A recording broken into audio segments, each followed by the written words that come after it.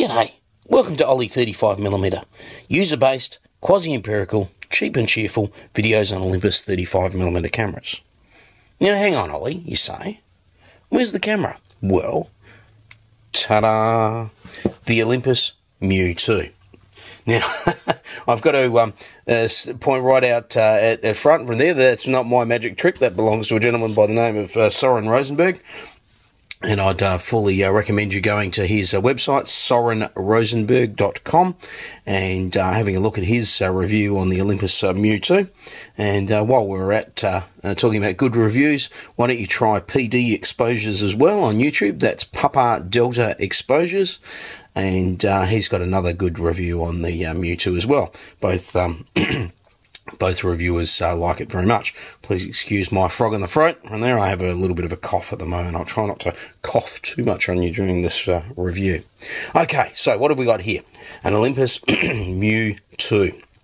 Came out in 1997, and it's, I'm telling you, it's a favourite of mine. It's an absolute little ripper. Packs a huge punch for its size, with a film and a battery loaded in there. It's about 170 grams or so, somewhere thereabouts. Very, very small. Very, very pocketable, as you can see. You know, nice smooth design, so easy to slip in and out of your pocket.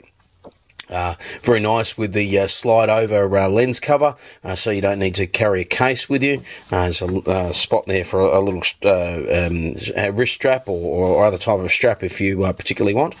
But it also has quite a few features on it. This particular one, excuse me, is a quartz date. They tell me you can get a panorama version or panorama version. I haven't actually seen one.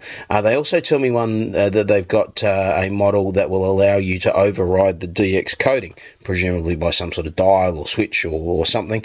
I've not seen evidence of it, so I really couldn't tell you whether that's actually true or not. But if you can find one, if you know about it, please let me know. Put it down in the comments, and we can share it with the rest of the viewers.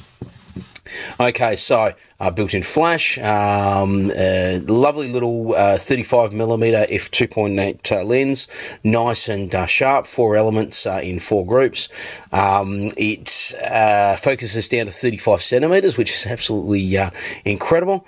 It is sharp and contrasty, which is, you know, worthwhile for street photography. This actually comes in a black model as well, so you can be a little less out there or overt, like this particular model. I love the champagne coloured one myself, but you may want one of the black ones to be a little bit quieter. It's not terribly noisy.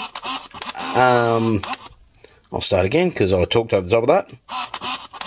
Not terribly noisy, but it is a little bit embarrassing in the fact that as soon as you open up the cover, it will automatically set itself to auto flash. A lot of these Olympus models do, and the easiest way to do it, and this is the same on all the models that I've tried anyway, is just press the flash button twice, it'll go to red eye, and then it will go to flash off.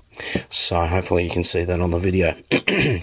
So just get into a habit. Every time you turn it on, if you don't want the flash on, press that button twice. Otherwise, it will fire in the most embarrassing places. I've actually been caught out a couple of times with it. You learn fairly quickly, though. So it has a DX coding range of ISO 50 through to ISO 3200. It has a shutter speed range of 4 seconds through to 1/1000th of a second, f2.8 through to f11, all automatic, of course. So even though that's quite good features, it is a point-and-shoot camera, and some of the reviewers will talk about things that they don't like about this camera, shortfalls in it, things that aren't good enough, and that's fair enough. I acknowledge that, but I'd like to think of them as being limitations. This is a very small package, and you can't get everything that you want in any camera. Anything's a compromise anyway. Viewfinder, you have half pressed focus, and there's a green LED indicator in the viewfinder to let you know that it's focused. There is if you've got the flash on, there is an orange flashing light to say the flash is charging, and it will then come on all the time to tell you the flash is ready to fire. On the front, we have the auto exposure window. We have, I don't know if you can see it or not here, there it is, the little viewfinder, which is actually only about 18 millimeters, which is about 3/4 of an inch roughly, away from the center of the lens. So that's not too bad as far as parallax error is concerned. 35 centimeter, of course, close focusing. There is actually still a couple of marks actually in the top of the viewfinder to actually let you know where the parallax error actually is. It's weatherproof, although the gasket should be replaced every 3 years on the inside, and so I would say this one's, you know, well past its use by date, and I wouldn't be in a hurry to go out and get it in too much weather or too much rain. I'm just going to take a shot, and hopefully that'll be the, oh no, one more to go, the last photo. On this, the lens actually extends when you take the photograph, and I probably should have shown you that rather than turned around the other way, but it actually pops out about 1 centimeter, and there's about a, I don't know, third of a second or half a second delay. So you need to be aware of that when you're actually taking photographs, that there is a little bit of a delay. Back like the old days of the start of digital photography, hey, you got to have that shutter delay. The flash will squelch down to 35 centimeters, and it will reach out to about 13.5 feet. Not thrilling, but it's there if you need it. It has a few functions on it, and I can't turn them on now because I've rewound the film. But the flash has a few functions on it. It has no flash, as we've already seen. It's got fill-in flash. It's got red eye reduction flash, where it flashes a few times, you know, to get your pupils down. And stop that red eye. It has red eye with night scene mode, so you can actually get some of that ambient light coming in as well. Obviously, it's got auto flash as well, because we were talking about that earlier on. Fantastic. It's the little brother to the mju-I, which came out in 1991. This has got a 3.5 an f3.5 35mm lens. I don't think it's as good. Doesn't focus as close. It all round, it's not as good a camera as the mju-II, but it's still quite a nice little camera. Both of them won G-Mark awards for outstanding Japanese design.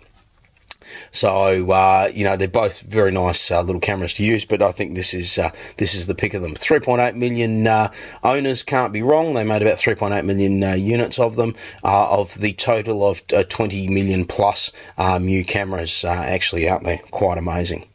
So there it is, the mju-II. Oh, before I forget, there is actually one other thing you can do, and this has actually got spot metering. Oh, I'm glad I thought about this. And you actually press these two buttons together, and it will actually bring up spot metering. But again, of course, it's not going to do it because I now don't have a film, or there's a fully rewound film in there now. So, in fact, I'll take that out and show you. There's the gasket hiding in there. You possibly can't see it in the video. It's one of those backwards loading jobs. It has the DX coding marks. You might be able to see if I can get the light right, plus an indication of the film leader as well. It's very, very hard to load these things incorrectly. I don't think I've ever loaded one badly. It's a really great little camera and not finicky at all. So, the Olympus mju-II, absolutely love it. You won't pick it up for the $5 or $10 that some of the point and shoots I've picked up for. They still command quite a reasonable price, but in my mind, I think it's well worth it. So, thanks for listening. Thanks for watching. I'll see you in the next review. Bye.